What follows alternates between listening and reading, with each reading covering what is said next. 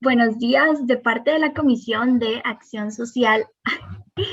y de Compromiso Ambiental de la Asociación de Estudiantes de Derecho. Es de nuestro agrado contar el día de hoy con la presencia del doctor Federico Álvarez Larrondo, quien ostenta el cargo de profesor titular de la Cátedra de Derecho Artificial de la Universidad Atlántida Argentina. Además, es titular de la Cátedra de Derecho del Consumidor de la Universidad FASTA. Es además profesora adjunto a cargo de la Cátedra de Inteligencia Artificial y Tecnología y Derecho de la Universidad Nacional de Mar de Plata en Argentina. Así que es un agrado para nosotros contar con la presencia del doctor Federico Álvarez Larrondo, quien estará impartiéndonos la conferencia sobre la dignidad humana frente a los avances tecnológicos en este marco de la Semana Clima en conmemoración del Día Mundial del Ambiente. Así que, bueno, pues cedo la palabra. Bueno, ante todo, muchísimas gracias por la invitación demorada. Les agradezco también la paciencia que me han tenido. Bueno, en primer lugar quiero agradecer al decano de la facultad, a quien, como comentaba con Yarina, lo conozco desde hace muchísimos años, pero como autor de una obra fantástica que había escrito en su momento con Hasmer. Así que para mí es una gran alegría saber que tienen tamaño decano como el profesor Alfredo Chirino Sánchez. Y quiero agradecer muy especialmente a Yarina Herrera, porque la verdad es que desde hace mucho tiempo que venimos teniendo intercambios, y la verdad es que, bueno, su generosidad y siempre su predisposición nos ha permitido hoy compartir este espacio. Así que, Yarina, muchísimas gracias, y más en tu rol tan importante hoy de asambleísta y, bueno, y de ex presidenta en su momento de la Asociación de Estudiantes de Derecho. Así que, la verdad, agradecido por la posibilidad y por esta invitación. Si es posible, yo no había advertido, pero voy a compartir pantalla, así que si me pudieran habilitar, no, la verdad lo debería haber anticipado. Para poder dar inicio y hacer un poco más dinámica la charla del día de hoy. Bueno, insisto, para mí es un placer inmenso poder estar hoy aquí con ustedes, y poder compartir este espacio de reflexión, porque lo que vamos a tratar de hacer es pensar en conjunto, que es una de las grandes preocupaciones que hoy uno tiene. Por eso agradezco la posibilidad de que entre todos podamos comenzar a analizar, en algunos casos, otros ya lo vendrán haciendo desde antes, pero sobre todo para aquellos que hoy descubran algunas cuestiones novedosas, bueno, empezar a pensar nuestro rol de operadoras y operadores del derecho desde otra dinámica, desde otra concepción. Vamos a tratar de evidenciar hoy las razones por las cuales creemos que la matriz de la enseñanza del derecho exige una modificación, tal vez no, si se quiere, tan drástica o estructural, sino sí puertas adentro de cada una de las materias, a los fines de poder repensar el impacto tecnológico en cada una de las áreas que nosotros aprendemos cotidianamente. Por eso, para esto, lo que voy a tratar de pedirles es que en conjunto desacoplemos nuestro cerebro tal como lo tenemos, formateado, en realidad que hagamos justamente un reset y tratemos de entender que hay un nuevo modo de ver la conflictividad social, que mucho de las cuestiones que nosotros aprendíamos pensando en un mundo hasta ahora conocido, se ha visto modificado. Y para eso entonces hay que animarse a, bueno, insisto, a deconstruir nuestra estructura mental. Tenemos que empezar a pensar de una manera distinta, algo que además para los jóvenes puede parecer natural, pero para las generaciones que hoy están en cargos resolutivos, como son, por ejemplo, Poder Judicial, Poder administrador, etcétera, bueno, eso exige un esfuerzo doble, porque hay que tratar de adecuarse a este nuevo contexto y esas fichas volver a armar ese rompecabezas que teníamos en nuestra estructura mental. Por eso nos parecía muy importante, cuando hablábamos con Yarina, la idea de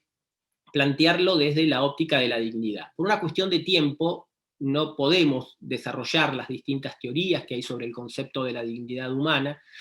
A mí me encantaría hoy poder hablar de Antígona, de Sófocles, y poder llegar hasta los fallos recientes que hablan de dignidad, pero en principio sabemos que es, en una visión ontológica, una concepción que es propia del ser humano por sí mismo, por el solo hecho de ser humano, y esa dignidad es la que vamos a ver de qué manera comienza a ser afectada por los distintos desarrollos tecnológicos que cotidianamente comienzan a insertarse como algo natural, e insisto,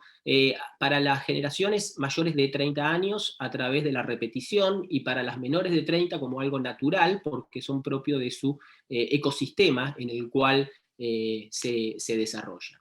Por eso nosotros venimos planteando desde hace un tiempo, desde nuestro grupo de investigación, desde nuestra cátedra, la idea de que en verdad estamos en un momento bisagra de la historia de la humanidad, porque en los hechos nosotros hemos vivido toda nuestra historia y toda nuestra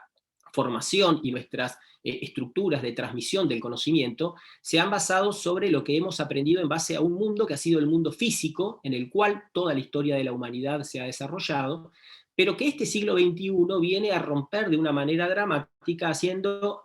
su aparición otro mundo con sus propias reglas, otro mundo con sus propios actores, y otro mundo que empieza a pergeñarse, como lo vamos a ver hoy, a partir de la década del 50 del siglo pasado, y que a partir de la década del 10 de este siglo empieza a chocar con el mundo real. Es decir, ese mundo virtual, ese mundo paralelo, que ya poco a poco deja de ser un ámbito separado del mundo real para confluir en un encuentro entre los dos, y esto es lo que empieza a producir muchos de los conflictos sociales que estamos viviendo en este momento, y que para la estructura mental humana, insisto, acostumbrada a una estructura del mundo físico, resulta a veces muy difícil de resolver, interpretar y sobre todo asimilar. Por eso es que tenemos por un lado este mundo real, pero a su vez ahora tenemos el mundo virtual, y aquí es donde empiezan a confluir. No vamos a poder ver todos los temas en particular, pero sí queremos establecer las pautas básicas como para empezar a conformar esa nueva estructura mental que requerimos de todos los actores sociales, pero fundamentalmente de los y las operadoras y operadores del derecho. Estamos ante lo que se conoce como la Revolución 4.0. Ahora, esto que es un latiguillo, un cliché que se utiliza de manera casi constante, trae consigo, en verdad, un trasfondo que es de real envergadura, y que, por consiguiente, necesitamos desarrollar para entender qué es lo que el mismo implica. Estamos en la cuarta revolución industrial. Y esto de hablar de cuarta revolución industrial, para que ustedes tomen dimensión, la primera fue la revolución industrial que nosotros conocemos, del telar y del vapor. La segunda, y esa se dio hacia finales del siglo XVII. Tuvimos luego, a comienzos del siglo XIX, la incorporación de la electricidad, y eso generó la aceleración de la producción de bienes y servicios. Y la tercera revolución industrial la vimos en la década del 60, 70 en realidad, con la aparición obviamente de las computadoras, de los transistores, de los primeros desarrollos en inteligencia artificial, pero es a comienzos del siglo XXI donde ya se da la cuarta revolución industrial. Esto, en principio, lo que nos permite observar es que la velocidad de las revoluciones, que antes se medían en siglos, luego en décadas, hoy ya empiezan a medirse en años. Piensen ustedes que nosotros ya teníamos proyectado que la quinta revolución industrial se iba a generar en el año 2025, creemos que ahora con los efectos de la pandemia tal vez se dé antes, y lo que estamos viendo es que esas revoluciones se van acelerando cada vez más. Esta cuarta revolución industrial, que es la revolución de la inteligencia, se caracteriza o fue bautizada de esta manera por Klaus Schwab, que en los hechos, como presidente del Foro Económico Mundial, en el año 2004-2005 elaboró una teoría que justamente lleva el nombre de Cuarta Revolución Industrial, que habría comenzado a principios de este siglo y que tiene como base la revolución digital de la que habíamos hablado en la tercera revolución industrial, que se caracteriza por algunas cuestiones muy interesantes. En primer lugar, por una Internet. Piensen ustedes que la Internet hace su explosión a finales del siglo XX, en la década del 90, que hoy se ha vuelto absolutamente móvil. Para ustedes que son más jóvenes, es algo natural, que hasta muchas veces se decide en vacaciones por la calidad de la conectividad que uno tiene, o lugares de trabajo, o ciudades que hoy se ofrecen como atractivo el hecho de tener una buena conectividad para aquel que va a instalarse en ese lugar, aun cuando sea para compartir tanto trabajo como ocio. Y a su vez, con la aparición de sensores distribuidos por casi todo el espacio, tanto público como privado, que es cada vez más pequeños y que son cada vez más potentes. Y por último, por la aparición de algo que es fundamental, la inteligencia artificial y sobre todo el aprendizaje automático que están empezando a desarrollar estos sistemas, los cuales ya no necesitan de un tutor o un docente como era el programador, sino que directamente ahora, como a nosotros se nos larga cuando somos chicos a veces en un juego sin reglas para ver cómo respondemos y aprendemos en base a la prueba y al error, bueno, algo parecido está pasando con el desarrollo, sobre todo en la década pasada, de estas nuevas redes neuronales, que algo vamos a tratar de ver hoy, para poder entender cómo las mismas impactan. Hay algo que es muy importante. La cuarta revolución industrial, a diferencia de las anteriores, no se basa en bienes materiales, no se basa en el carbón, no se basa en la electricidad producida con recursos como el agua o el gas, ni tampoco es una revolución del petróleo, sino que, por el contrario, esta es la primera vez en la cual estamos viendo una economía que se funda en algo inasible, en algo que no tiene corporeidad, como son precisamente los datos. Esto lo plantea muy bien para España Niño Becerra, un economista que justamente trae consigo el análisis de cómo esta cuarta revolución viene a cambiar todos los parámetros anteriores, y que justamente la materia prima de este desarrollo son los datos que todos nosotros generamos, la mayor parte de las veces sin darnos cuenta de que lo estamos haciendo, por el solo hecho tal vez de transcurrir por las calles y pasar por delante de una cámara que en ese momento está tomando nuestra imagen, nuestro rostro, y por lo tanto nuestros datos biométricos. Esa hoy generación de datos inconsciente es lo que va a sostener a este nuevo sistema económico. Y en segundo lugar, esos datos van a ser fundamentales porque toda esa cantidad masiva de datos va a ser la que va a servir para entrenar a las inteligencias artificiales, que, como vamos a ver hoy, no vamos a poder analizar en el plano técnico, pero sí los efectos de estos desarrollos. La inteligencia artificial lo que va a generar es justamente la toma de decisiones a partir de la aplicación de algoritmos que van a tomar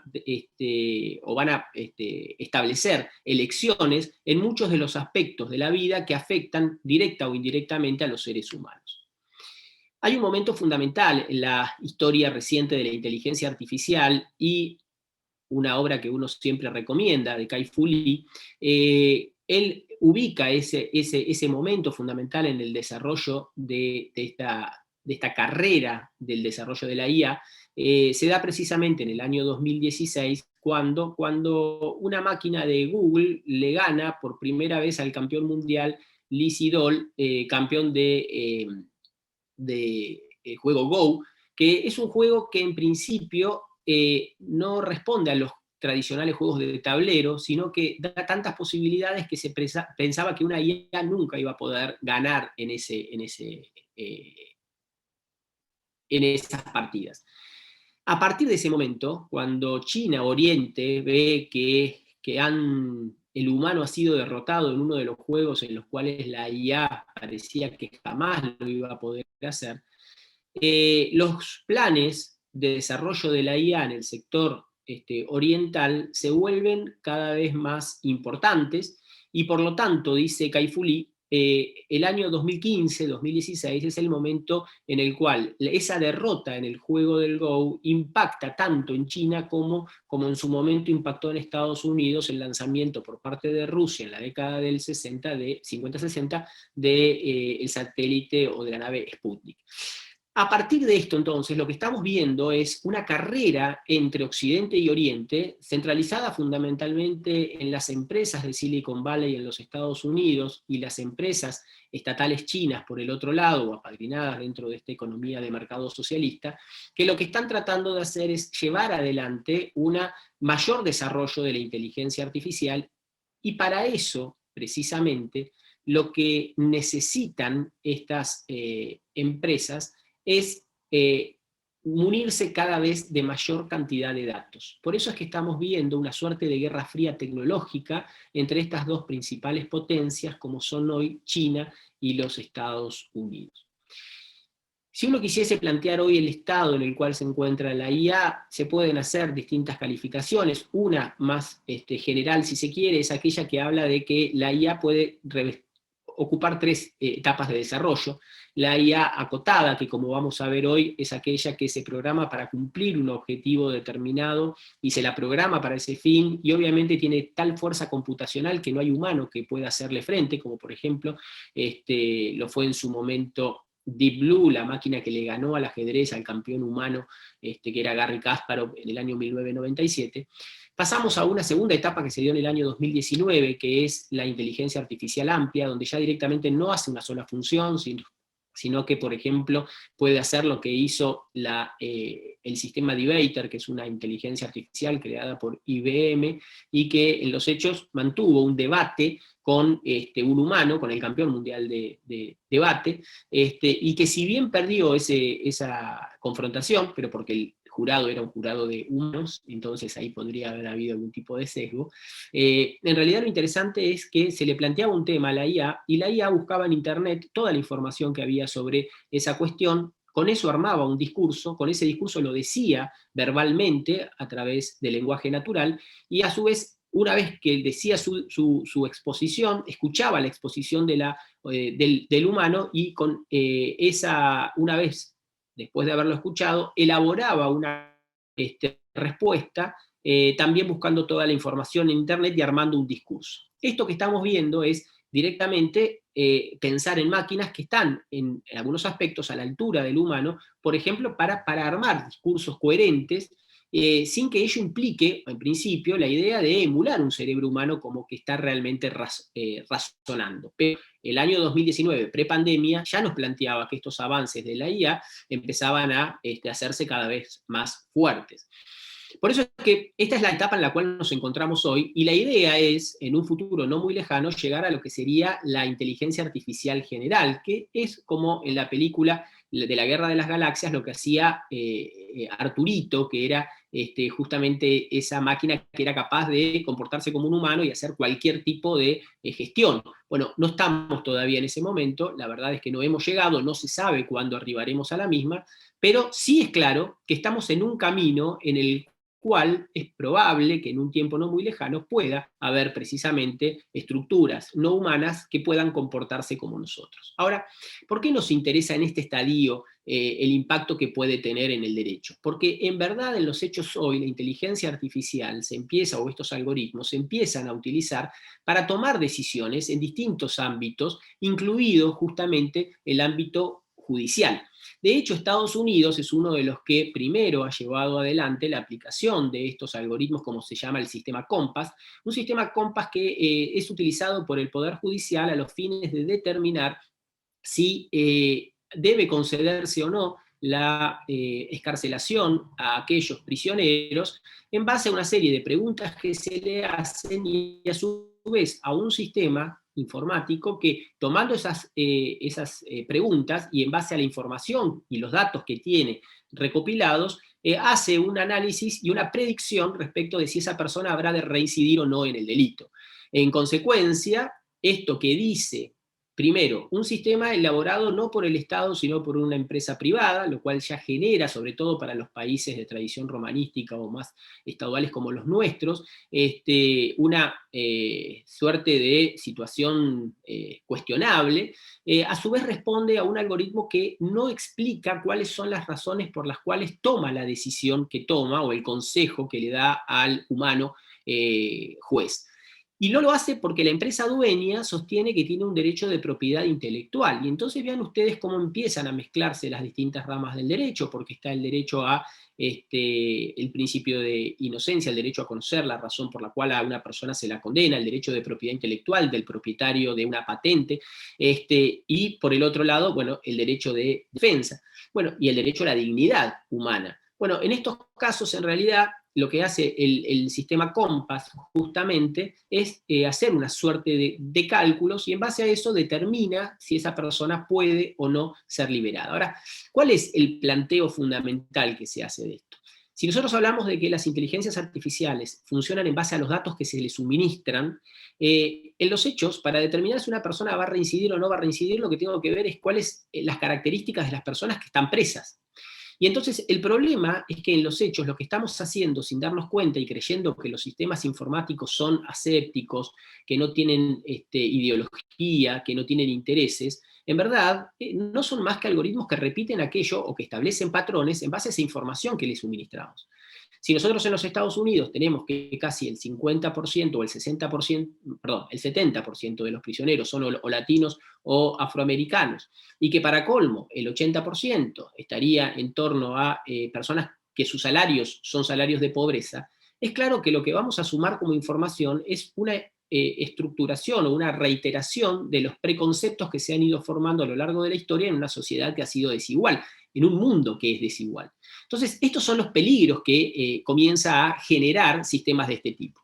El primer planteo en el cual se ha cuestionado esto es el caso Loomis. Loomis fue una persona a la cual se le niega la excarcelación y entonces su abogado pide tener el derecho a conocer cómo es que ha resuelto el sistema Compass la decisión de rechazar su libertad solicitada. Llega hasta la corte, en realidad se lo rechaza porque se dice que el magistrado no se fundó tan solo en el consejo que da el sistema Compass, sino que había evaluado otros múltiples elementos y por lo tanto este era solamente uno de los muchos. Lo que decía el encartado, el prisionero, era que en verdad a él se le había negado el derecho a conocer las razones por las cuales no se lo había calificado de la manera en que el sistema lo había hecho. A raíz de esta idea de que había muchos argumentos con los cuales había fundado su decisión el magistrado, cuando llega a la Corte de los Estados Unidos, lo que se dice es que no hay todavía plafón para que el máximo tribunal se aboque a tratar este tema, pero sí la Procuración dice que habrá que seguirlo con mucho detenimiento para ver si en un futuro no será necesaria una resolución de este tipo. Esto empieza a marcarnos que en los hechos la intervención de la inteligencia artificial o de los sistemas algorítmicos empieza a impactar ya en aspectos del derecho, como es en este caso decidir la libertad de una persona. Pero la situación se torna aún más compleja cuando universidades empiezan en esta carrera de ver quién es el que descubre un elemento más novedoso, planteaban el año próximo pasado, en el mes de junio de 2020, que en teoría se había encontrado un sistema algorítmico que lo que hacía era predecir la criminalidad de una persona basada en la cara. Es decir,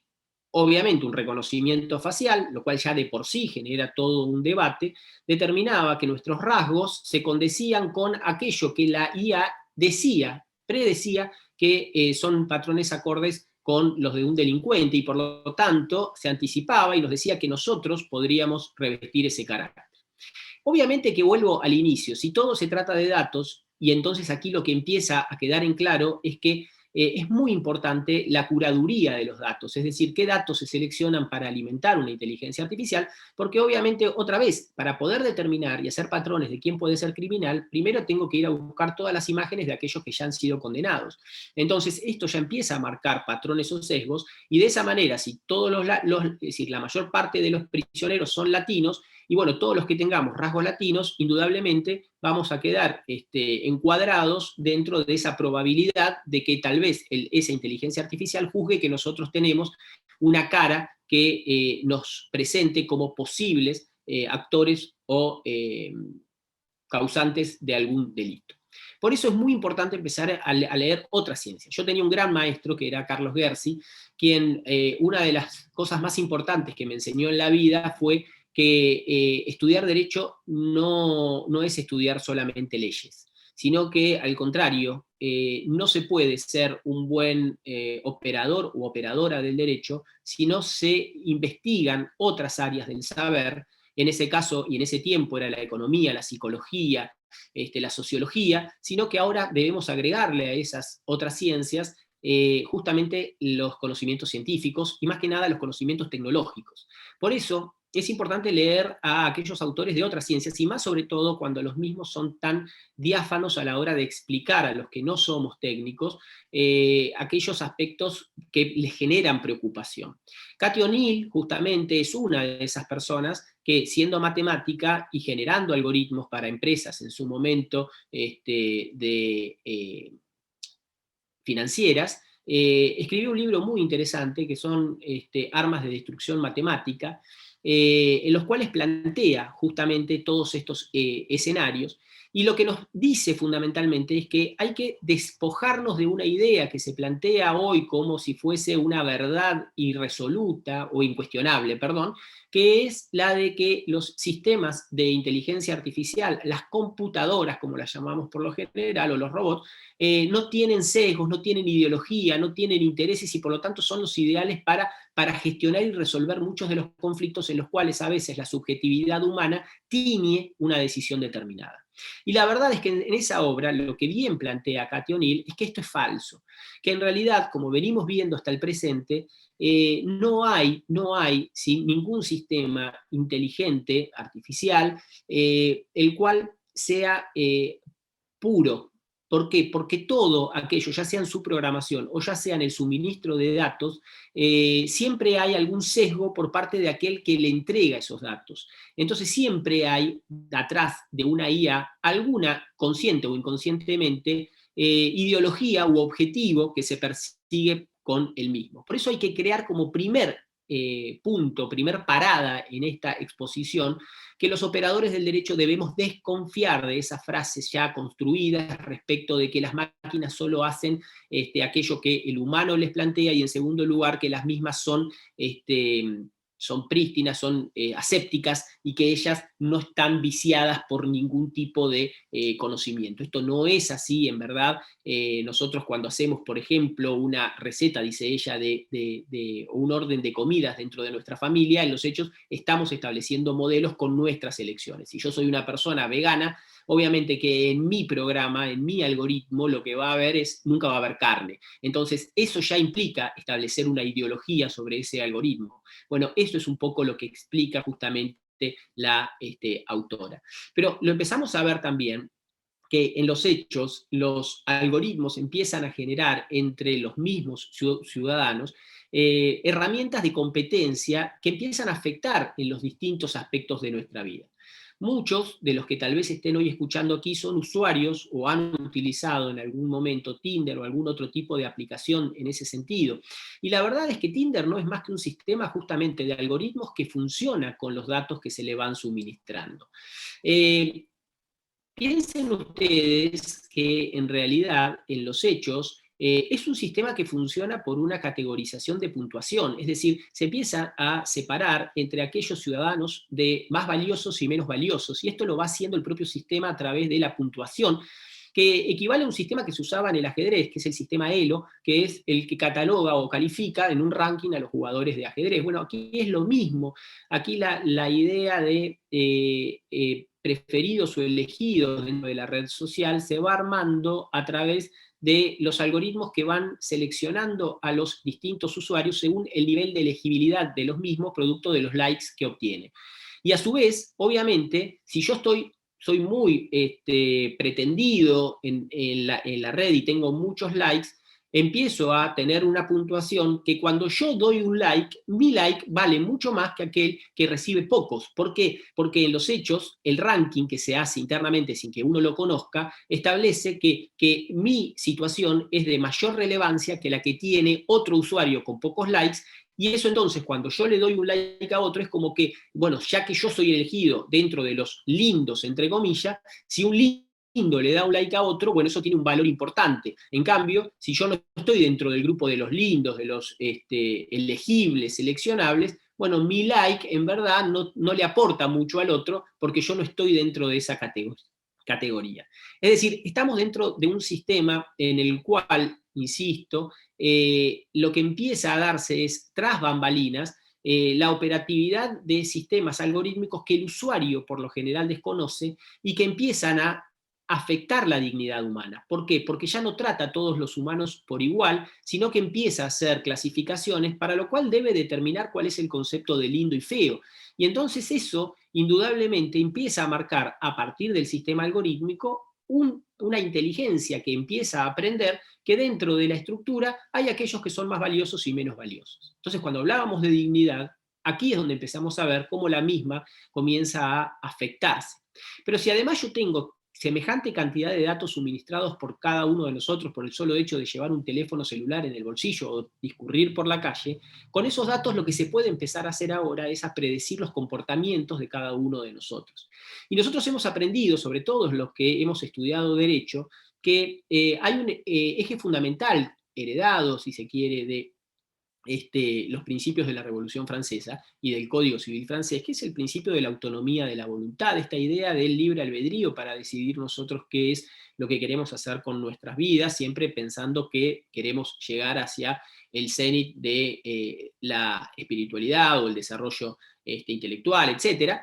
Otros no tendrán ese camino, pero la idea es que antes nosotros éramos libres de ir decidiendo, a ver, libres entre comillas, ¿no? Porque todos sabemos que el contexto obviamente influye, pero lo que empezamos a ver ahora es que los comportamientos humanos empiezan a ser fiscalizados, controlados y conducidos ya no por otros humanos, sino ahora por estos sistemas algorítmicos que empiezan a marcar patrones de conducta.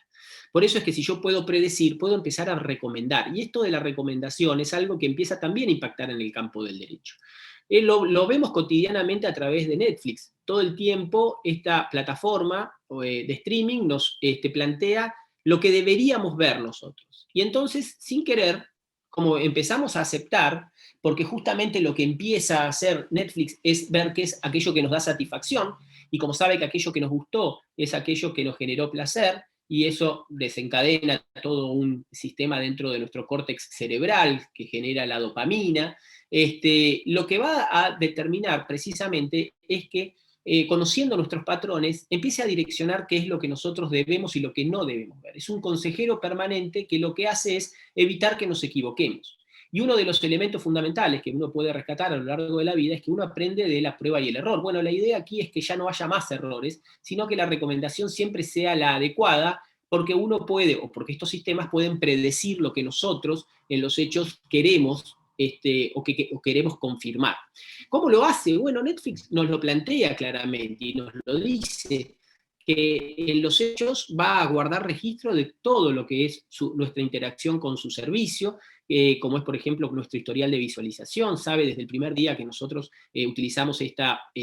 aplicación hasta el presente todo lo que hemos visto, si hemos asignado calificaciones, y va a mirar qué hacen otras personas que tienen los mismos gustos que nosotros, y entonces si hay otros que tienen los mismos gustos, bueno, en ese caso entonces les va a recomendar o nos va a recomendar películas que a ellos les hayan gustado, porque si tenemos los gustos comunes y a ellos les gustaron películas que no hemos visto, bueno, nos va a recomendar esas películas para que nosotros podamos también, ya predice que a nosotros también nos va a gustar. Va a analizar también el género de las películas que vemos, las categorías, actores, años de lanzamiento, y va a haber otros temas que pueden parecer menores, pero que no lo son, como por ejemplo hora del día en que vemos contenido. ¿Por qué? Porque si sabe que hay un patrón en el cual nosotros vemos siempre en ese momento, bueno, va a aprovechar esa oportunidad para hacernos llegar anuncios, publicidades en nuestro teléfono. ¿Para qué? Para que entre decidir salir a comer, a caminar o a correr, digamos, uy, mira, justo me apareció esto y entonces me quedo a ver esta serie o esta película que me está proponiendo Netflix. Va a analizar también cuáles son los dispositivos en los que lo usamos. Esto es importante también porque sabe que si lo vemos en un celular puede durante todo el tiempo hacernos ofertas de aquello que queramos o que podemos ver. Y piensen ustedes que en realidad para la aplicación es muy importante que nosotros veamos, porque toda esa es información nueva que estamos generando y que enriquece al algoritmo de la empresa, es decir, que no es gratuito el hecho de ver una película en algún momento, porque uno dice, bueno, total, yo ya pagué por mes el canon mensual, entonces, ¿qué importa? Para la empresa es lo mismo si yo veo 1 o 5 películas, no es lo mismo, porque en realidad, si yo veo una, le estoy dando información sobre una sola opción. En cambio, si yo veo 5 o 10, lo que le estoy dando es mucha información sobre mí, y por lo tanto eso puede establecer patrones. Es lo mismo, por ejemplo, que hace Spotify. Spotify tiene 3 sistemas, tiene un sistema de filtrado colaborativo que es parecido a esto, de si a otros les gustan determinadas canciones, bueno, quiere decir que a mí, y yo tengo criterios comunes, a mí también me van a gustar. Un modelo de recomendación que busca en la red cuáles son las opiniones que hay sobre las canciones, y un tercer modelo que es el de audio sin procesar, que lo que hace es toma una canción que se sube a Spotify, ya sea por una persona desconocida, con redes convolucionales de inteligencia artificial, se la desarma y en consecuencia se establecen estos parámetros de color y se compara con todas las canciones que tengan más o menos un diseño similar. Y entonces, bueno, si mi canción tiene parámetros similares a Around the World de Daft Punk, y yo sé que hay 1 millón de personas a las que les gusta ese tema, bueno, a ese 1 millón de personas le vamos a mandar este tema nuevo porque seguramente les va a gustar porque tiene patrones similares a los que venimos utilizando. Si se unen todas estas redes o estos sistemas algorítmicos, lo que tenemos es lo que se conoce como el descubrimiento semanal, en el que nos aparecen canciones que por lo general, aún de personas desconocidas, nos resultan interesantes porque justamente está comprobado, está analizado que lo que ha hecho el sistema es una predicción sobre nuestros gustos porque nos conoce muchas veces mejor que nosotros. Ahora, el problema es que esto empieza a afectar la dignidad del ser humano, porque ya él mismo no empieza a decidir por sí, sino que es conducido por agentes o efectos externos que, por ejemplo, empiezan a trabajar en el campo del consumo. Y entonces lo que se buscaba antes desde el marketing, que era llegar a la mente del consumidor a través del uso de la psicología, hoy a su vez se lo utiliza a través de estas redes o estos sistemas de inteligencia que lo que hacen es predecir con muchísima mayor precisión, ya no conducir para incentivarnos a comprar, sino adelantarse para saber cuándo nosotros vamos a tener esos momentos de flaqueza o debilidad en los cuales somos más propensos a realizar determinados actos de consumo. Y entonces estos sistemas que veíamos antes, que servían para recomendar una película o una canción, también empiezan a darse para recomendar, por ejemplo, la compra de determinados bienes o servicios. Si yo, en este caso, como está planteado muy básicamente, en verdad tenemos 2 personas, usuario 1 y usuario 2, que coinciden en la compra de manzanas y bananas, bueno, el usuario 3 que solamente compró manzana, lo que el sistema le va a decir es, bueno, te recomiendo que compres también banana, porque si a los otros 2 que también compraron manzana, la banana les pareció apetecible, a vos también, por lógica de funcionamiento sistémico, a vos también te va a resultar de interés. Ahora, esto que estamos viendo en el plano del consumo empieza a presentar algunas aristas, si se quiere, más complejas, cuando empezamos a ver que estos mismos sistemas se utilizan, por ejemplo, en sistemas de periódicos digitales. Un diario que es de amplia difusión virtual en Argentina y en México, como es Infobae, en el año 2017 le informó a sus usuarios, si bien no requiere ningún tipo de registración, ni mucho menos, sí nos dijo que estaba utilizando un sistema similar al que había desarrollado en conjunto el Washington Post de los Estados Unidos, que lo que hace es también un sistema de recomendación. Pero aquí ya no son las películas que nosotros vemos, sino que aquí ya es la información que nosotros consumimos. Y esto que parece una diferencia menor, en verdad empieza a tener implicancias mucho más complejas. ¿Por qué? Porque, como bien decían Hasmer y Chirino Sánchez cuando hablaban de los datos excesivos, o cuando hablábamos de los datos que debían merecer mayor protección por ser datos sensibles, bueno, la verdad es que estos sistemas empiezan a recopilar información con datos sensibles o perfiles sensibles a partir de la simple elección que uno va haciendo de las notas que va leyendo día a día. Cuando uno termina de leer una misma nota, tal vez Yarina, cuando termina de leerla, a ella le aparecen 3 recomendaciones que son distintas a las que me van a aparecer a mí. ¿Por qué? Porque si bien coincidimos en esa misma nota que los 2 estábamos leyendo, los 2 tenemos criterios distintos en cuanto a las notas que nos interesan. Entonces, en ese caso, al ser perfiles totalmente distintos, lo que nos va a hacer es conducir por 2 ámbitos o andariveles que por lo general no se van a tocar entre sí. ¿Y esto qué es lo que genera? Bueno, en primer lugar, uno de los problemas que estamos viendo hoy a nivel global, que es el sesgo de confirmación, esta idea de que solamente recibimos información que nos es placentera y que por lo tanto reafirma nuestras posiciones. Y por eso el mundo, desde la aparición de las redes sociales para aquí, se ha vuelto tan radical y tan violento en cuanto a sus posturas ideológicas. Si yo todo el tiempo digo que mi partido político es lo mejor y todas las noticias que recibo son que es lo mejor y que el otro es lo peor, y por lo tanto no leo nada que hable del otro, lo que se va haciendo es una idea de confrontación donde todo lo opuesto es malo y lo que es bueno. Empiezan a proliferar estos grupos masivos en los cuales, o no tan masivos, pero que creen que son masivos, como los terraplanistas, los antivacunas, etcétera, porque los mismos se encuentran con que toda la información que reciben cotidianamente reafirma sus propias posiciones. Ahora, esto que en los hechos se empieza a marcar, por ejemplo, cuál es mi inclinación política partidaria. ¿Por qué? Porque si yo leo siempre notas sobre algún candidato, eso permite al sistema predecir que yo tengo inclinación sobre el mismo, empieza a agravarse cuando, por ejemplo, en las elecciones del año 2019 en la República Argentina, se empezó a plantear una invitación a los usuarios para que pudieran determinar a través de un algoritmo cuál era el candidato al que deberíamos votar. Es decir, ya no es una elección interna nacional, sino que ahora hay una autoridad, que es justamente esa inteligencia artificial, que me dice que según mis comportamientos, el candidato al que yo debería votar es tal o cual determinado. Obviamente aquel que está en su posición, por más que lo haga y le diga que es al candidato opositor, se va a mantener en su postura, pero aquel que está indeciso, o que no tiene interés en la política, o que no tiene nada definido, tal vez pueda influenciarse por esta idea de que hay alguien que parece que tiene una capacidad superior, como son las computadoras, que le está diciendo en base a ese cuestionario que ha completado, que debe elegir a un candidato o a otro. Entonces esto nos empieza a preocupar. ¿Por qué? Porque si hay candidatos o partidos políticos que pueden manejar este tipo de sistemas o aplicaciones,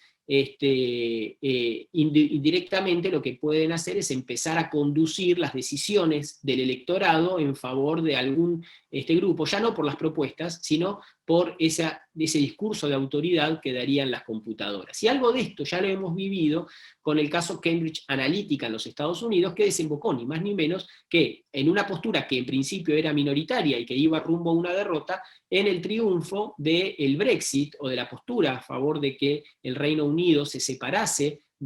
o más que el Reino Unido, sí, se separase de la Unión Europea, y eso a partir de lo que hizo Cambridge Analytica y la toma de datos no consentidos dentro del sistema ofertado por Facebook. Bueno, esto en realidad son las problemáticas de envergadura jurídica que nos empiezan a plantear hoy estos escenarios tecnológicos, que van más allá del simple hecho de analizar un contrato a distancia o algo por el estilo. Por eso es que muchos ya empiezan a escucharse notas donde se plantea si se pueden reemplazar los representantes políticos por algoritmos, y si se puede hablar de democracia sin políticos. Esto en realidad es de una ingenuidad absoluta, porque como venimos viendo, no hay ningún sistema de inteligencia artificial que no haya sido programado o pensado por alguien, y por lo tanto, atrás del mismo siempre hay un interés. Entonces esta idea de que van a resolver de la mejor manera, creemos, por lo menos en esta instancia, que todavía no hay un grado de madurez para que se puedan tomar decisiones por parte de los algoritmos o de las inteligencias artificiales, sino que en realidad podrán ser consejeras, pero siempre, todavía, aún hoy, debe haber intervención humana en la toma de las decisiones. Por eso es que todo este escenario, y sobre todo en el marco de las prácticas comerciales, ha despertado en el año 2020 un planteo efectuado, un informe efectuado por el Comité de Comercio de la Unión Europea, que ha planteado un documento llamado Los nuevos aspectos y cambios en la protección del consumidor, en la cual lo que establece justamente es que hay que darse cuenta y tomar con comprensión, sobre todo los operadores del derecho, que todas las actuaciones que hace el consumidor a través de su teléfono celular, lo que van dejando, desde los me gusta, los sitios, etcétera, van dejando un patrón de cada uno de nosotros, van dejando una huella digital, y con esa huella digital, bueno, los algoritmos o la inteligencia artificial puede comenzar a predecir nuestros comportamientos, y por lo tanto puede también forzar que nosotros tomemos decisiones que no teníamos ni siquiera planeadas. Por ejemplo,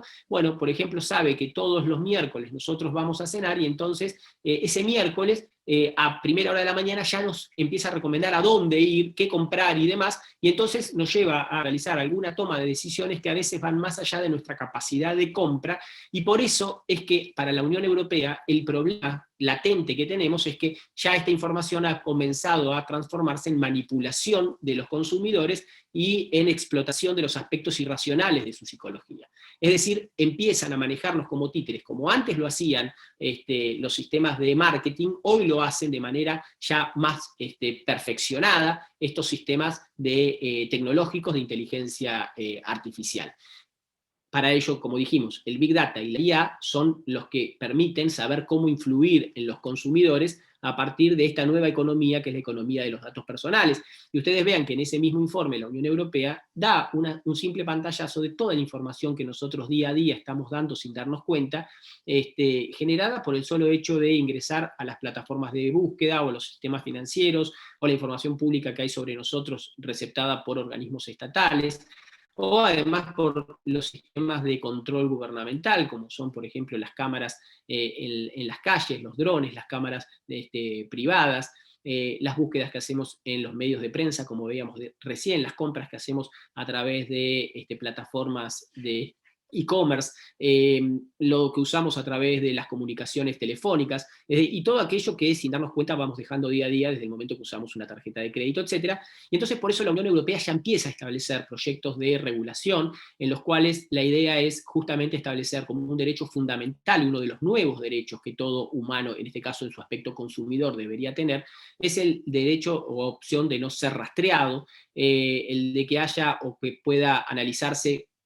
cómo actuar ante la discriminación en la focalización de los anuncios, y justamente, bueno, si a través de las prácticas algorítmicas no estamos entrando en un campo que es el de la publicidad agresiva, la publicidad ilícita, la publicidad abusiva, que se justamente abusa de la falta de capacidad de los consumidores, en algunos casos porque son menores de edad, o en otros casos porque en realidad no logran entender aquello que se les está publicitando. Bueno, todo esto exige entonces nuevas regulaciones. Piensen ustedes que las máquinas ya están en un momento en el cual se empiezan a enseñar a sí mismas. En el año 2018, por ejemplo, DeepMind, que es una de las empresas que ha roto en el año 2013 con su sistema de aprendizaje automático, y que después fuera comprado por Google, ha dado un salto de calidad. Hoy en los hechos ya directamente no es que no solo que se enseña a jugar, sino que además ya no es como antes, que era que una IA solamente podía desarrollar una actividad determinada. Por ejemplo, si sabía jugar al ajedrez, lo único que sabía hacer era jugar al ajedrez, porque si lo poníamos a hacer otra cosa se olvidaba lo anterior. Bueno, no, ahora ya estamos en un estadio en el cual la IA logra entender las reglas de juego, lo único que se le dicen es cuáles son las reglas del juego, y ella sola empieza a aprender. ¿Y cómo lo hace? Bueno, miren, en lo que nosotros, en 2 horas de juego, 3 horas de juego, hoy la máquina juega la misma cantidad de partidas que nosotros jugaríamos en 150 años. Es decir, que esta es la diferencia que se empieza a dar entre el poder de la máquina y el poder de los humanos. Empiezan a aparecer a su vez innovaciones muy importantes, sobre todo de las distintas empresas que hoy vamos a ver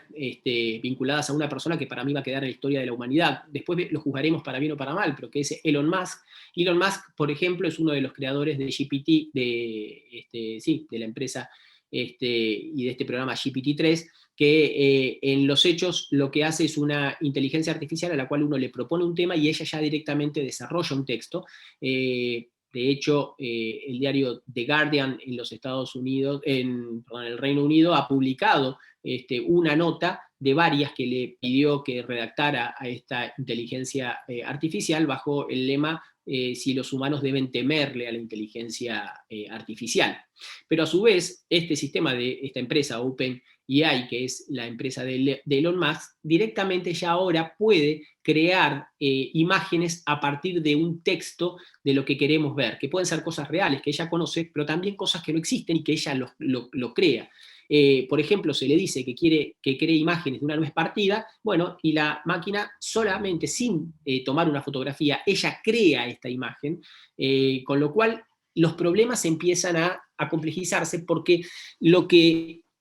para el diario acontecer ya va a ser muy difícil para nosotros saber qué es real y qué es falso, qué es ficcional, porque así como ha generado esto, también, por ejemplo, se le pidió que hiciese un reloj pentagonal y de color verde y lo diseñó. Es decir, que plantea lo que antes era lo que el humano podía hacer, que era proyectar, imaginar. Bueno, ahora la máquina también imagina escenarios. Y en este desarrollo también nos empezamos a plantear escenarios que realmente son controversiales. Por ejemplo, Microsoft en el año 2021, este año, planteó o patentó una tecnología que nos va a permitir o que permitiría hablar con los muertos. Y la verdad es que yo quería por eso empezar con Antígona de Sófocles, porque justamente uno de los derechos fundamentales que Antígona defendía ante su tío Creonte en Tebas era justamente el derecho a, que no estaba escrito, pero era el derecho a la sepultura, el derecho a que el muerto descanse en paz. Y la idea es, si estos debates no nos empiezan a plantear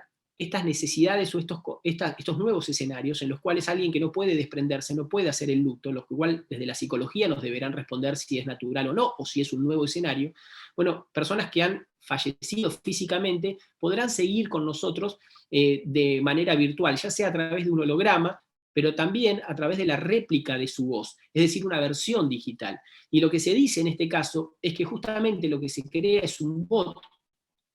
que en los hechos nos podría permitir a nosotros interactuar todos los días con esa persona que ya no tenemos con nosotros. ¿Y cómo se hace? Bueno, justamente utilizando toda la información, todos sus registros sonoros, sus imágenes, que ha ido dejando las redes sociales o en los buscadores o en la internet, a través de la publicación de las mismas, y utilizando toda esa información para determinar un perfil que establezca cómo era esa persona. Esto realmente nos plantea nuevamente si es digno mantener a una persona, aun cuando sea como un holograma vivo después del fallecimiento. Son nuevos debates bioéticos que debemos plantearnos. Si es sano, a su vez, para la persona que queda en este mundo y que extraña a aquella persona que ha fallecido. Y son debates en los cuales el derecho creo que tiene mucho por decir. Y más aún cuando las IA ya empiezan a tomar decisiones. Y esto se empieza a ver mucho en la selección de personal, donde ya directamente las áreas de recursos humanos no son los humanos donde toman las decisiones, sino que ellos auditan a estos sistemas de IA que son los que seleccionan y que ya empiezan a plantearnos escenarios no conocidos, como por ejemplo lo que sucedió en el año 2018 con la acción que se inició, la denuncia que se inició contra Amazon, cuando Amazon lo que hizo fue establecer un sistema algorítmico para elegir a los mejores candidatos para ingresar a la empresa. ¿Y cómo lo hizo? Es interesante. ¿Cuál era la denuncia que se le hacía? Que Amazon había creado un algoritmo machista que elegía a los hombres por sobre las mujeres. Bueno, en verdad, ¿qué fue lo que quedó en evidencia? Lo que hizo Amazon fue simplemente tomar todos los currículums de sus empleados de los últimos 10 años y catalogarlos por excelentes, buenos y malos. Entonces, lo que hacía es con esos buscar patrones comunes entre todos los currículums de aquellos que habían sido buenos, todos aquellos que habían sido excelentes y todos aquellos que habían sido malos, y cuando llegaba un currículum nuevo, lo que hacía era ubicarlo en una de esas categorías. Bien, ahora el problema ¿cuál fue? Que cuando se cargan, es lo que nadie se había percatado en ese momento, que cuando se cargan todos esos currículums, se está llevando consigo un escenario sociológico propio de la empresa y de la estructura tecnológica. ¿Cuál es? Que por lo general, en los años anteriores, en los 10 años, 20 anteriores, los que se dedican al campo tecnológico son en su mayoría hombres. Entonces la IA estableció como patrón que si la mayoría en cada una de las categorías eran hombres, era más valioso ser hombre que ser mujer. Es una decisión que tomó la IA, no estaba proyectado por aquellos que crearon el algoritmo. Como justamente la IA aprende sola, lo que hace es determinar, bueno, cuáles son esos patrones comunes que hacen a una persona más valiosa que otra. Bueno, la pregunta es, ¿hay discriminación? Indudablemente que hay discriminación algorítmica, pero ahora, ¿hay discriminación como nosotros la teníamos concebida de una persona que volitivamente toma la decisión de discriminar a otro? No, en los hechos no hubo ningún interés por parte de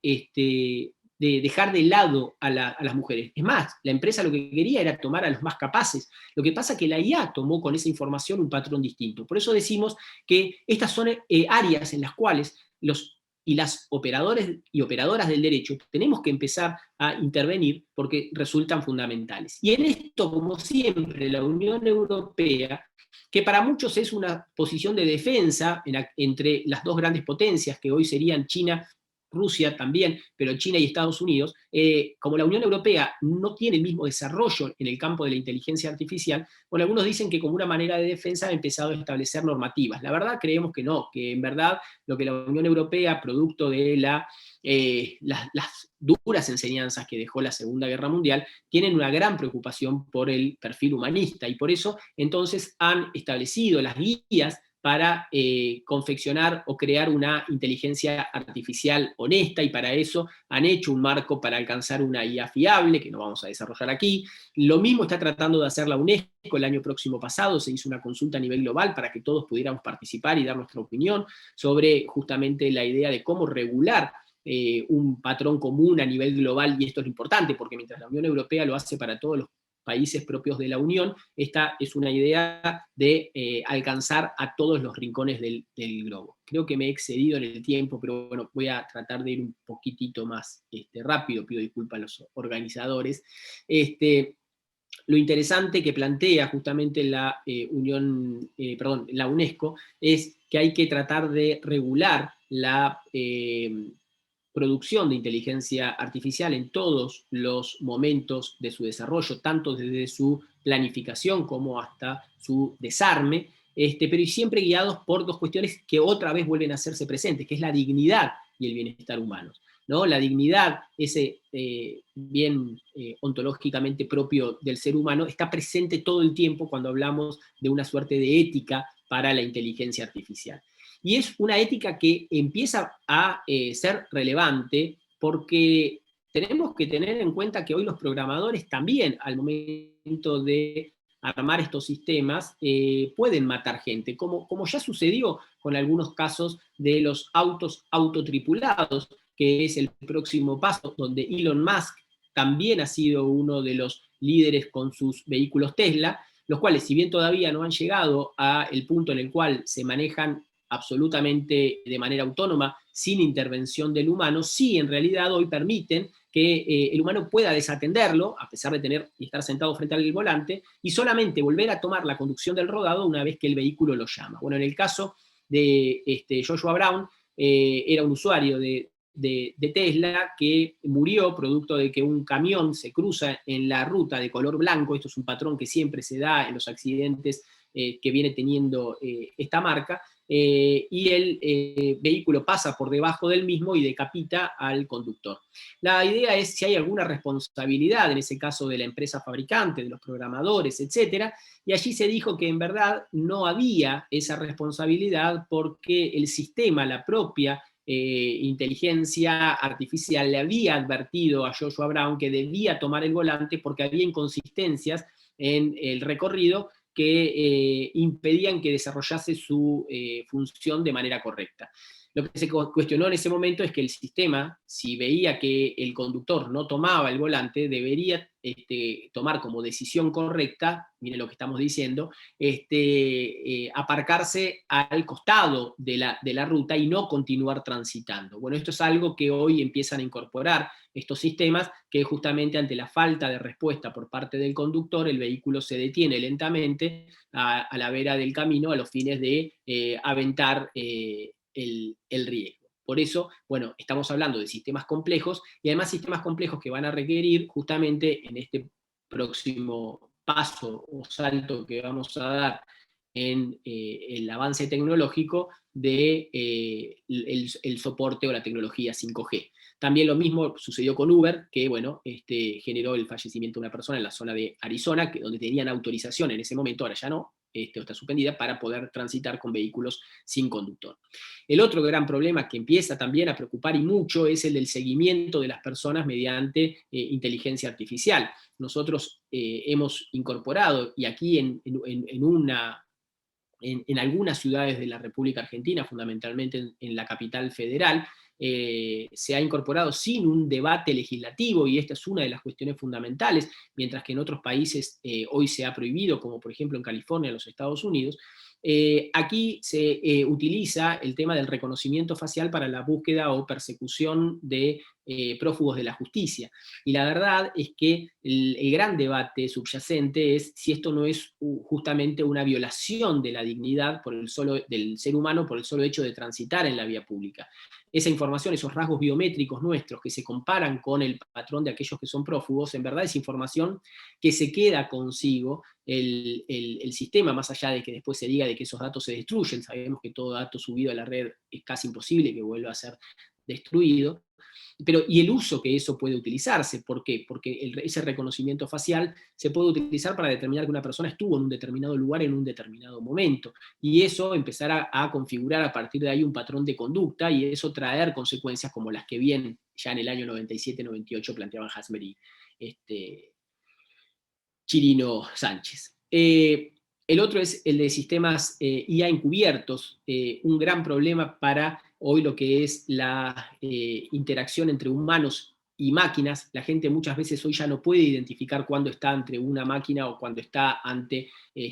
un usuario. No hay tiempo aquí para ver un video, pero Google, por ejemplo, tiene un servicio en el cual podemos tener una suerte de secretario que cuando llama por teléfono no es reconocido por los terceros para pedir un turno en una peluquería. También empieza a avanzar el tema de la utilización de nuestra voz como un dato biométrico. El problema es que si nos graban esa voz y es utilizada para habilitar, por ejemplo, cuentas, etc., el problema es que no puede ser cambiada. Y esto es un dato muy importante que nos planteaba días pasados una alumna nuestra en la cátedra de inteligencia artificial. Decía algo muy importante ella. En verdad, mientras uno hoy para entrar a un home banking tiene una clave, y esa clave si mañana la roban la pueden cambiar, los datos biométricos no pueden ser modificados. El iris del ojo no se puede cambiar, la huella dactilar, salvo alguna raspaje o demás, no se podría modificar, y la voz es un tono que en principio, salvo que alterásemos las cuerdas vocales, no podría tampoco ser modificado. Entonces, los riesgos de la utilización de los datos biométricos en materia de seguridad también es otro de los grandes debates que se nos plantea en el campo del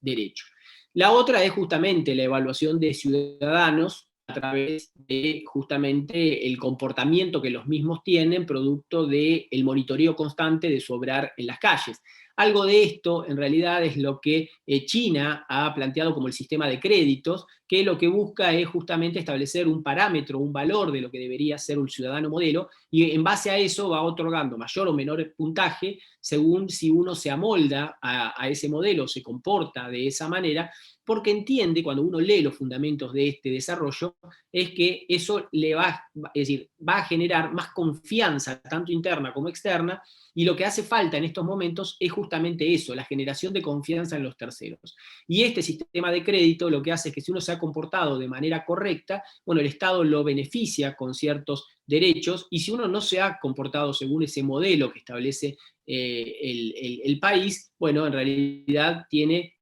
menos derechos de acceso, por ejemplo, a determinados servicios, ya sean sociales, transporte, etcétera, lo cual para el mundo occidental es un debate muy, muy arduo, porque en verdad parecería ser un modelo totalitario de cuál es el modelo de sujeto. Para otros, en realidad es una forma de convivencia social con un mayor orden. Bueno, son otros de los debates que se plantean dentro de este escenario. El otro es el de las armas letales autónomas, es decir, ya máquinas que pueden matar por sí sola. Algo de esto se vio en su momento en Venezuela, donde en un dron, en medio de un discurso que estaba dando el presidente de Venezuela, se dijo que fue destruido porque portaría un arma con la cual se habría pretendido realizar un atentado. Piensen ustedes hoy que estos drones tienen la capacidad, en principio, de ir hasta el lugar y, activado por un humano a distancia, poder desarrollar un resultado pretendido, por ejemplo, asesinar a alguien, pero también ya se está trabajando con la idea de que estos sistemas dotados de IA puedan tomar las decisiones ellos mismos. La pregunta es, en ese caso, qué sucede en conflictos bélicos, hay responsabilidad de los cargos jerárquicos por lo que hagan estos drones automáticos, o por ejemplo el ataque que sufrió en su momento las reservas petroleras de Arabia Saudita. Es decir, estamos con avances tecnológicos que la verdad están poniendo patas arriba todo lo que para nosotros era un sistema dado, que era el del mundo real. Y para terminar, y aquí sí pido disculpas, pero tomo los últimos 5 o 10 minutos, es el tema de el biohacking, los cyborgs y los transhumanos. Y la verdad es que estamos asistiendo, como dice uno de los grandes pensadores de lectura obligatoria en este tiempo, Harari tiene 3 obras, a mí una de las que más me ha impactado es justamente Homo Deus,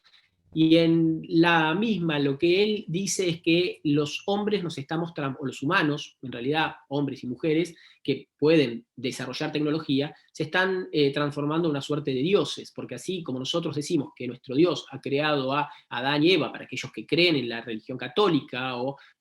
a las distintas vertientes que cada uno profese, la idea es que hoy el humano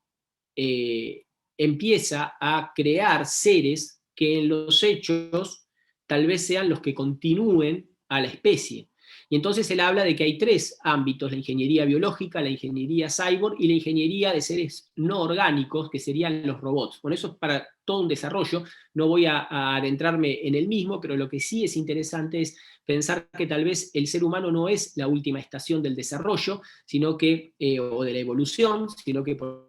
el contrario, tal vez nosotros somos un eslabón que le está dando paso a lo que viene ahora, que son esos sistemas inteligentes no humanos. La bioingeniería en realidad ya no empieza a pensar que la selección natural, como veníamos hasta ahora, va a cumplir su función, sino que justamente lo que empieza a hacer es a reescribir el código genético, y en esto los ordenamientos jurídicos empiezan a poner barreras para no permitir llegar a ese punto.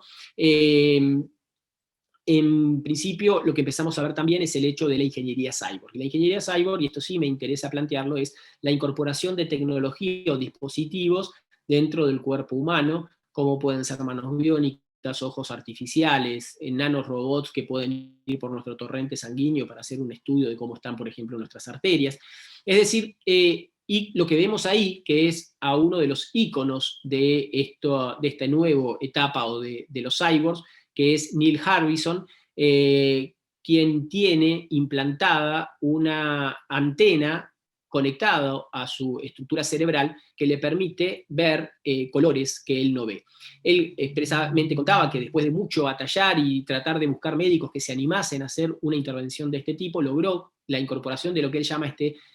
órgano cyborg o cyborgano, que es muy interesante porque le permite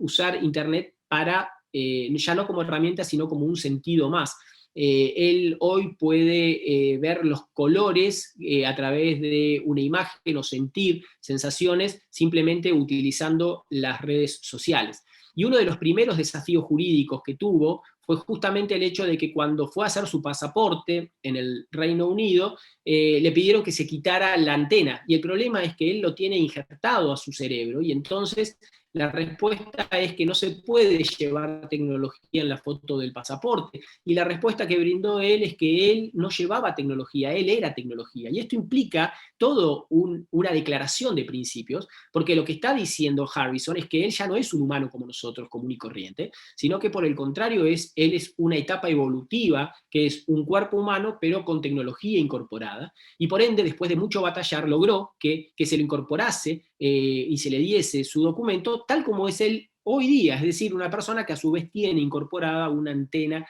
dentro de su estructura. Y es muy, muy interesante porque él dice que puede hacer cosas que nosotros no. Por ejemplo, componer música con frutas a través de las ondas sonoras. ¿Cómo es que funciona su sistema? Él tiene acromatopsia, es decir, no puede distinguir los colores. Entonces, lo que hace ese sensor es, cuando se planta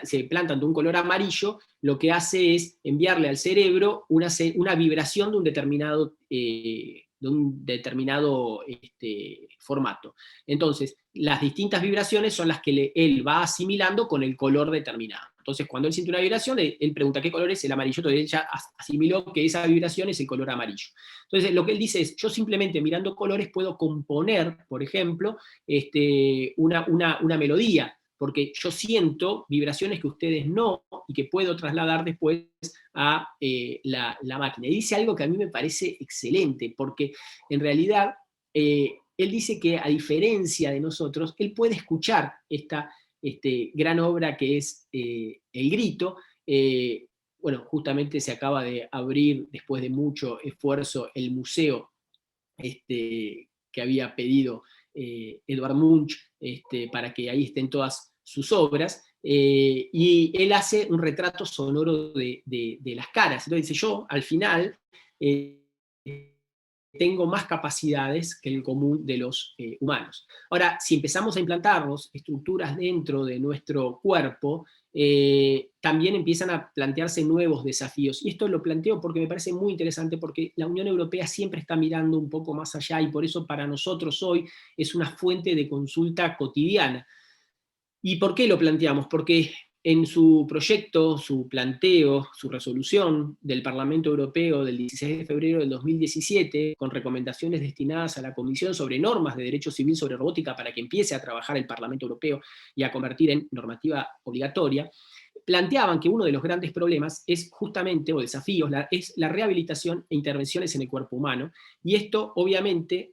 da lugar a los sistemas ciberfísicos que empiezan a modificar nuestra concepción del cuerpo humano. ¿Qué sucede en estos casos? ¿Cuáles son los riesgos? ¿Qué pasa cuando una persona incorpora, como en este caso, o en el de un camionero holandés que volvió a recuperar sus brazos y manejar un camión después de haber sido amputados ambos miembros, a través de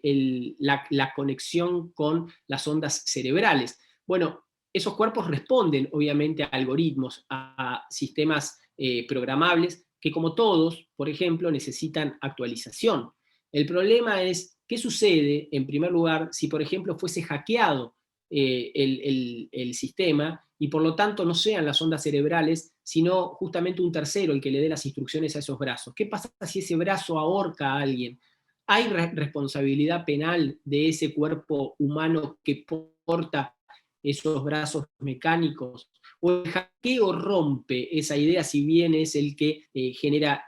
la muerte? ¿Hay autor mediato? ¿Hay autor inmediato?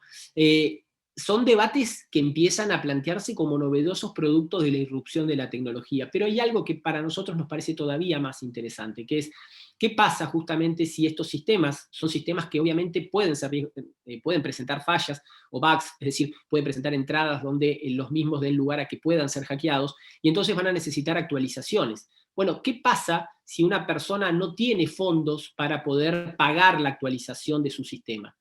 ¿El Estado debe hacerse cargo? ¿Hay un derecho humano a la actualización para mantener la dignidad de esa persona? ¿Podría alguien psicológicamente vivir sabiendo que, como su sistema operativo ha quedado desactualizado, un tercero puede ingresar y manejar su cuerpo desde afuera? Bueno, lo que dice la Unión Europea fundamentalmente es, tenemos que analizar estas situaciones y otras también complejas. Por ejemplo,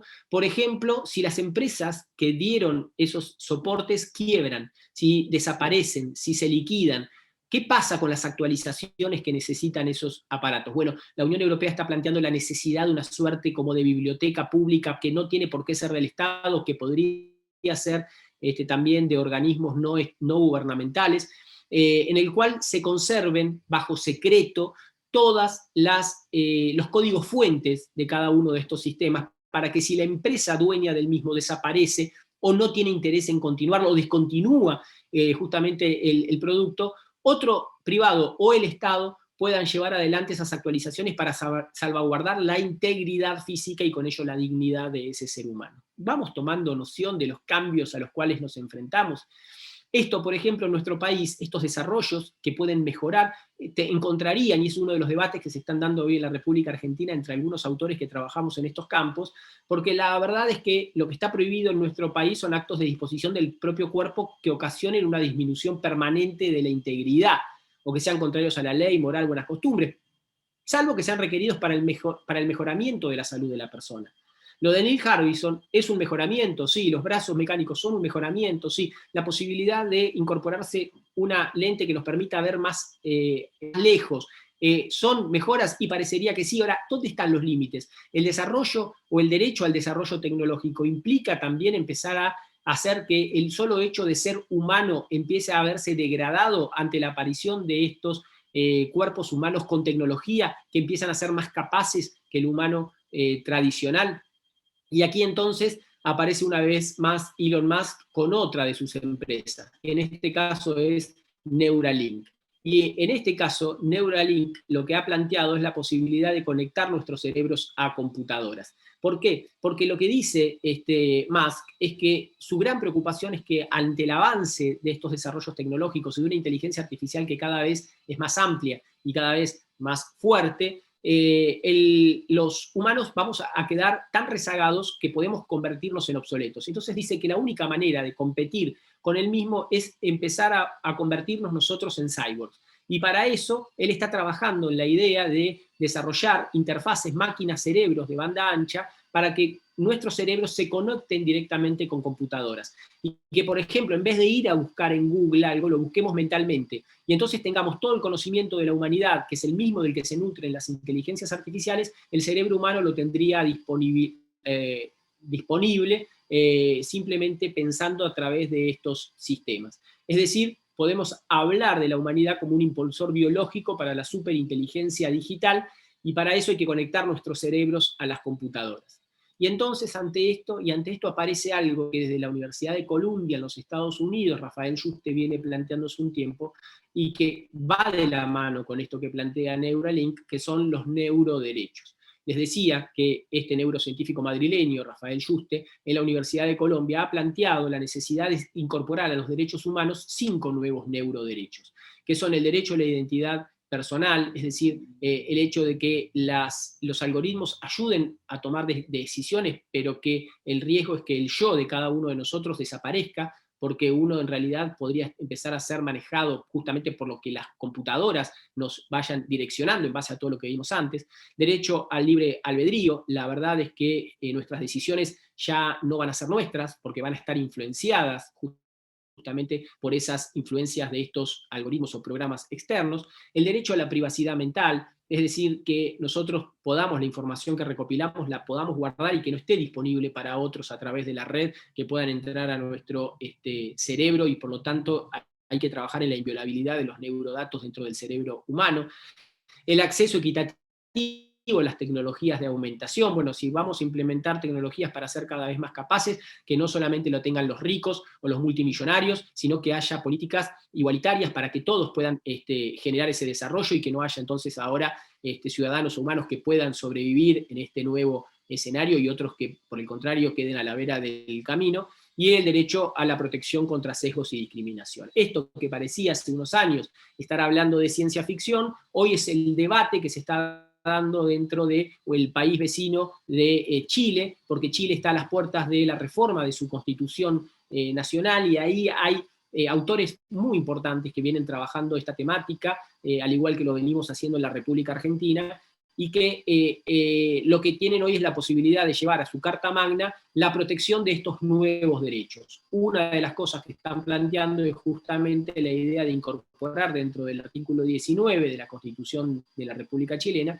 la idea de salvaguardar la integridad física y psíquica, que es que las personas puedan gozar plenamente de su identidad individual y su libertad, de manera tal que ninguna autoridad o individuo pueda, por medio de cualquier mecanismo tecnológico, aumentar, disminuir o perturbar dicha integridad individual sin el debido consentimiento. Solo la ley podrá establecer los requisitos para limitar este derecho y los requisitos que debe cumplir el consentimiento en estos casos. Y a eso lo complementa con una ley accesoria que prohíbe cualquier intromisión o forma de intervención dentro de los sistemas neuronales o intrusión a nivel cerebral, mediante el uso de neurotecnología, interfaz cerebro-computadora o cualquier sistema o dispositivo que no tenga el consentimiento libre e informado de la persona o usuario del dispositivo. Si Chile aprueba esto en la próxima reforma constitucional que se dará entre este año y el próximo, bueno, en realidad va a estar a la cabeza en materia de regulación de neuroderechos. Stephen Hawking, gran científico, fallecido hace pocos años, decía que los ordenadores superarán a los humanos gracias a la inteligencia artificial en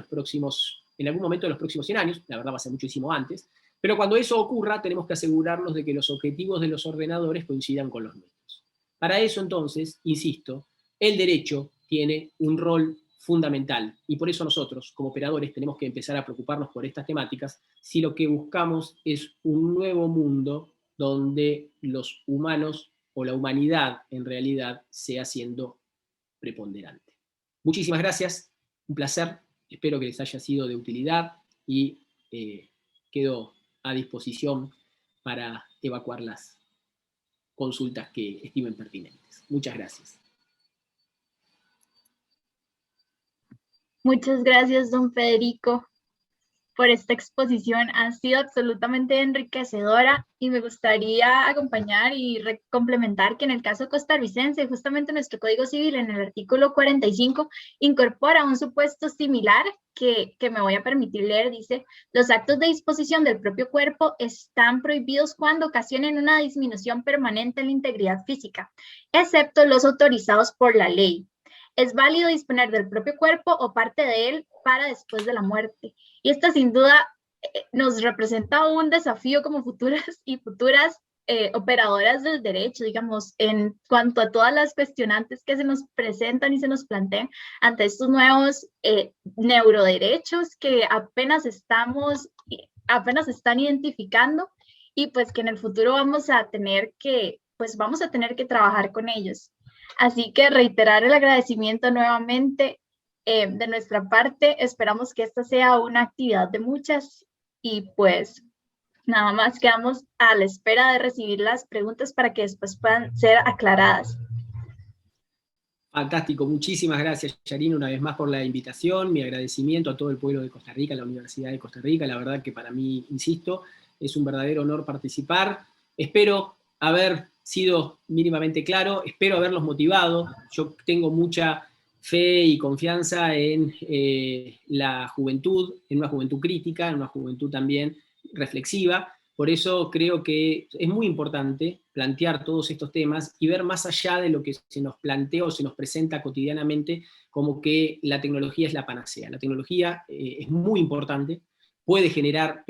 estándares muy altos de mejora de calidad de vida, pero siempre y cuando tengamos la dignidad humana como norte, y por eso, insisto, nosotros debemos trabajar y mucho en estos nuevos campos, y los jóvenes debemos estudiar el derecho tradicional, pero también desde una óptica, bueno, deben, ¿no? Los jóvenes deben, desde una óptica mucho más tecnológica, para poder ese conocimiento teórico que hemos aprendido del mundo físico, bueno, poder llevarlo a este mundo virtual y darle la relevancia a los fines de poder edificar un mundo mejor de aquí en adelante, dados todos los riesgos que hemos visto a lo largo de esta exposición. Placer inmenso, y bueno, como también coincido, ojalá sea el inicio de un intercambio permanente entre nuestras altas casas de estudio para enriquecernos todos, ¿sí? Muchísimas gracias, Yarin.